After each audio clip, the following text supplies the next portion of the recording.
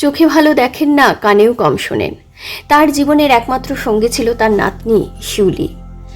10 বছরের শিউলি ছিল চঞ্চল হরিণীর মতো। সকাল হলেই সে দৌড়ে গিয়ে শিউলি ফুল কুড়িয়ে এনে মালা গাঁথত, তারপর রহমত চাচার গলায় পরিয়ে দিয়ে বলতো, দাদু ভাই দেখো তো আমাকে কেমন লাগছে। রহমত চাচা ঝাপসা চোখেও তার নাতনির হাসি দেখতে পেতেন। 5 বছর আগের বিধানসভা নির্বাচনের দিনটা পলাশপুরের মানুষ কোনো দিন ভুলবে না। সেদিনও এমনই উত্তেজনা ছিল।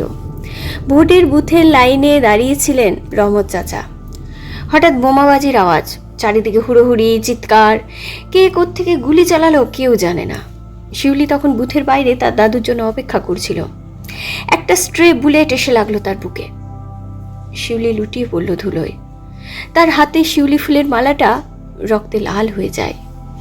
রহমত চাচা যখন নাতনির কাছে পৌঁছালেন তখন সব শেষ।